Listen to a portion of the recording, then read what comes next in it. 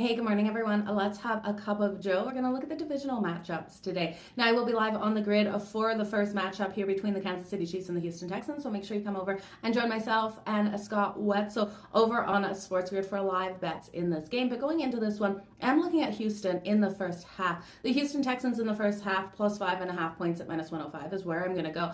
I expect this team to come out with a solid game plan, and we know this team has been so strong against the spread in the first half of games this season, and I expect them to, even though Kansas City is coming off rest, to be able to come out nice and strong and limit the Kansas City Chiefs in the first half. We know the Chiefs are a team that kind of plays with their food out there, you guys. They're able to get these wins, but they haven't been strong at covering those large spreads. So look for Houston to hang tight in the first half. In the second half, well, I tell you, Patrick Mahomes and this defense should come out with adjustments and really lock down the Houston Texans. This is a team I didn't expect to be here. Expected my LA Chargers to be here. So sore spot kind of, you guys, but I'm looking for some defensive props, and I do think Chris Jones of the Kansas City Chiefs will get to CJ Stroud. So the sack here, I love defensive props. You guys know that. The sack at minus 132, it's juicy. But on the other side for the Houston Texans, Daniel Hunter for the anytime sack at minus 102 and Will Anderson for the anytime sack at minus 108. I think both have the possibility. Now, a long shot bet here is CJ Stroud over 1.5 passing touchdowns. I do think he has the weapons to be able to get done. It's plus a 210. The Kansas City Chiefs have had issues defensively all season, giving up some big plays. So I wouldn't doubt if CJ Stroud's able to throw 2 passing touchdowns. His anytime interception is juicy at minus 140. You know it's probably coming versus the Kansas City Chiefs. And when we look at Patrick Mahomes, the interception at minus 102. That's not a bad bet, you guys, with how this Texans defense has been playing. Now, Patrick Mahomes over 1.5 passing touchdowns, minus 160. I can't get there. Patrick Mahomes rushing prop is 24.5.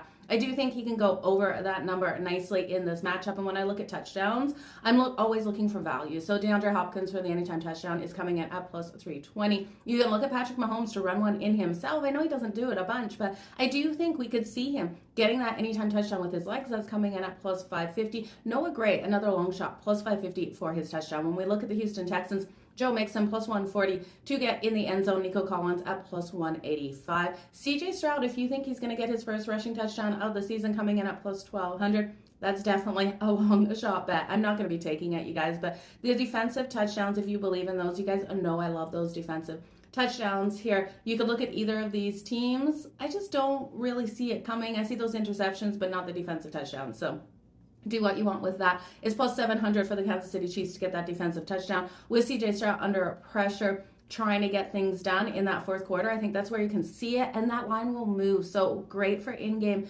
betting. That line will then go to like plus 1,200 if we haven't seen a defensive touchdown into that fourth quarter and he hasn't been throwing those interceptions. We're going to get better value. So again, that will be a live look because at plus 700, just not enough value for me to take the Kansas City Chiefs for the defensive touchdowns, plus 1,100 for the Houston Texans if you want to jump on there. Now let's look at the Washington Commanders versus the Detroit Lions. The Lions a large favorite in this, and I really truly believe the only team that can beat the Lions this season is themselves. I do think Dan Campbell has his team ready to go, and I'm loving their team total over 33.5. I do think they get these points on the board. The Washington Commanders haven't been a defense that I have had faith in stopping anyone this season, and I don't see them being able to stop Jared Goff at home in a dome with all of his weapons healthy. The Washington Commanders, though, Jaden Daniels has been outstanding. I do think he finds success in some plays. He's going to come against a hard defense, and we know, looking at him in these games versus playoff teams, we know those numbers. So it hasn't been pretty, but Jaden Daniels, there's something special about this kid. I think they could probably keep it tight. Plus 9.5 is an interesting look, but I just want to count on the Detroit Lions to go over their team total 33.5.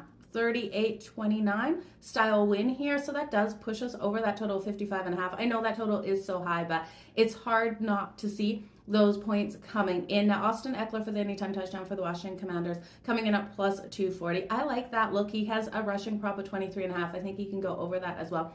The defensive touchdown for the Washington Commanders, I'm not going to touch. It's plus 650, but the defensive touchdown for the Detroit Lions at plus 480, I think is a really solid way to go. I think Jaden Daniels does throw that interception and it results in a pick six.